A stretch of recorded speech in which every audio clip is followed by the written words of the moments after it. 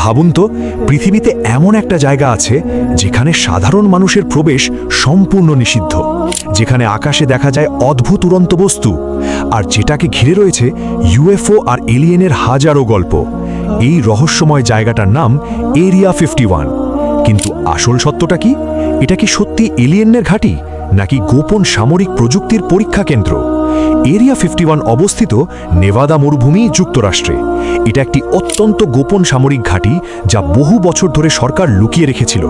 এমনকি অনেক বছর পর্যন্ত সরকার এই জায়গার অস্তিত্বই অস্বীকার করেছিল। 1947 সালে রোজওয়েল ঘটনা ঘটে। গুজব ছড়িয়ে পড়ে যে একটি ইউএফও ভেঙে পড়ে, আর সেই ধ্বংসাবশেষ নিয়ে যাওয়া হয় এরিয়া 51-এ। এরপর থেকেই শুরু হয় এলিয়েন গবেষণা, গোপন পরীক্ষা আর অসংখ্য ষড়যন্ত্র তত্ত্ব। অনেক মানুষ দাবি করে তারা আকাশে অদ্ভুত আলো দেখেছে, অজানা উড়ন্ত বস্তু দেখেছে। এখন আসি বাস্তব দিকটায়। বিশেষজ্ঞরা বলেন এরিয়া 51 আসলে একটি গোপন বিমান পরীক্ষা কেন্দ্র। এখানেই তৈরি ও পরীক্ষা করা হয়েছে Lockheed U-2, SR-71 blackbird stealth প্রযুক্তির বিমান।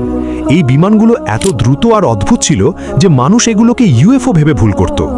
প্রশ্ন হলো, যদি শুধু বিমান পরীক্ষা হয় তাহলে এত গোপন কেন?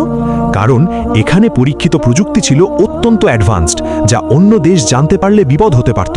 তাই পুরো এলাকা ছিল কঠোর নিরাপত্তায় ঘেরা। ছবি তোলা, প্রবেশ সব নিষিদ্ধ। তাহলে কি ইউএফও গল্পগুলো পুরোপুরি মিথ্যা? হ্যাঁ, হয়তো অনেকটাই গুজব, আবার কিছু ঘটনা এখনও অজানা। কারণ সরকার সব তথ্য প্রকাশ করে না, অনেক বিষয় এখনও গোপন রাখা হয়েছে।